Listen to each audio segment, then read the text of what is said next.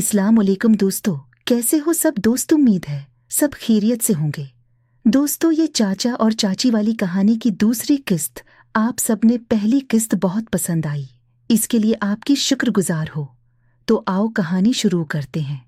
मैं जब रात को पानी पीने के लिए उठी तो मुझे अपनी चच्ची की गिराहने की आवाज़ आई। मैंने सोचा, इस टाइम ऐसी आवाज़ क्यों निकल रही है, ज़रा उठकर देखूं। तो मैं आंखें खोलकर आसपास देखने लगी, मगर कमरे में तो मुकम्मल तारीकी फैली हुई थी।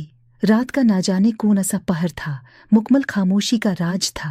खिड़की की आगे गरा हुआ पर्दा जो थोड़ा हटा था, उससे हल्की रोशनी कमरे में दाखिल हो रही थी, जिसका ये मतलब था कि सुबह हो चुकी है। मगर ये कराने की आवाज़ आखिर कहाँ से आ रही थी, कौन करा रहा था? मैं उठ बैठी।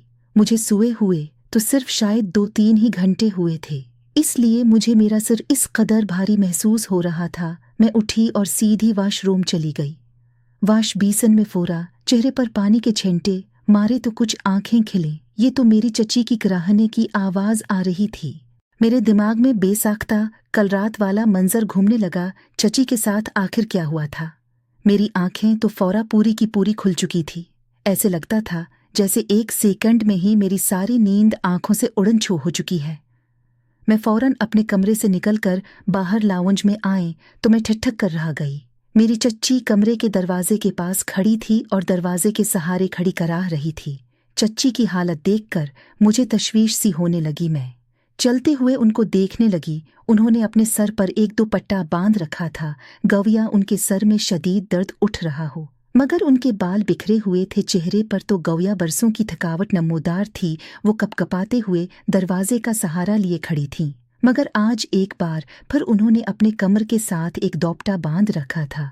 मुझे देखकर फौरा सीधी होकर खड़ी हो गई और अपने चेहरे पर आई परेशानी को छिपाते हुए कहने लगी कि बेटा तुम उठ गई, मैं बस नाश्ता बनाने ही वाली थी।